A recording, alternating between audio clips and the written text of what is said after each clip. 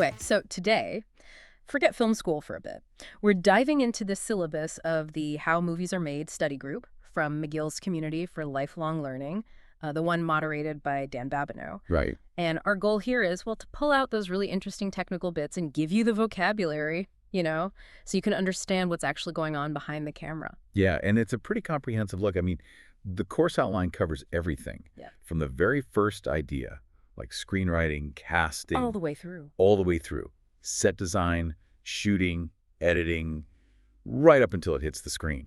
It really maps out the whole process. The thing that jumped out at me right away, something that feels almost like a magic trick, is how they create smooth action from chaos, basically. Yeah. How does the course tackle that illusion right at the start? Okay, yeah, that's fundamental.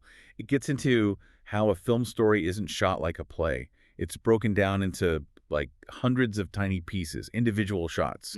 And crucially, these are often filmed completely out of sequence. Maybe they shoot all the scenes in one location first, regardless of where they fit in the story. It's all about logistics. So not chronological at all? Not usually, no. Yeah. And the key aha moment they focus on early is this thing called match cutting.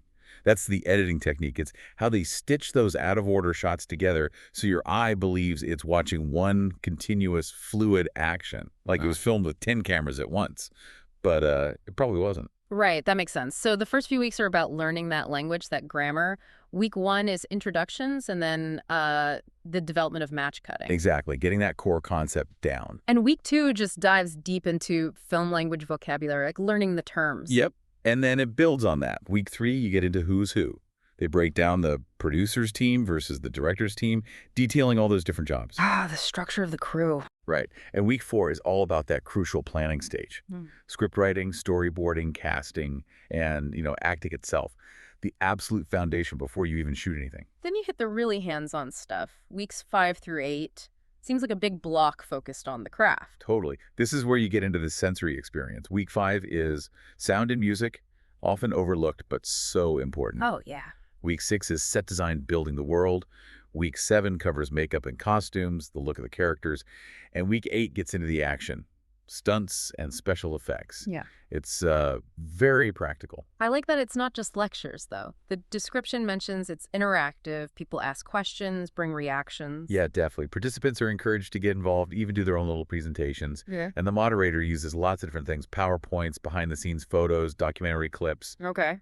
And he does suggest a book, Sidney Lumet's Making Movies. Says it's a great read, focusing on, like, the director's vision, collaboration, keeping things consistent.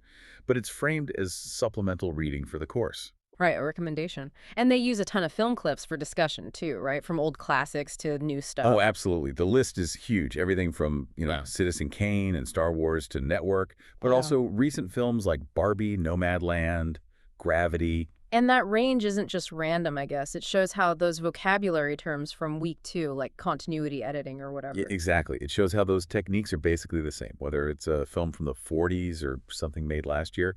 The fundamental language persists across styles and decades. That's pretty cool. Yeah. And speaking of change, the course finishes by looking forward.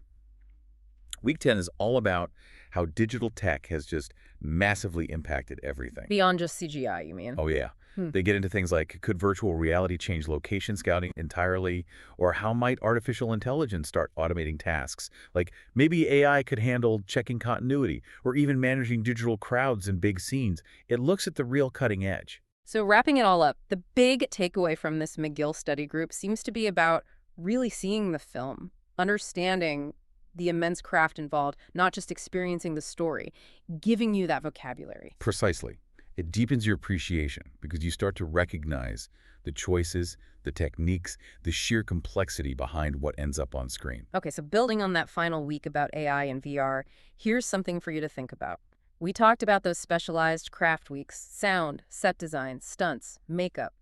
Thinking about those traditional roles, which one do you suspect might be the most fundamentally changed, maybe even partly replaced, by some new digital tool or AI in the near future? That's a tough one.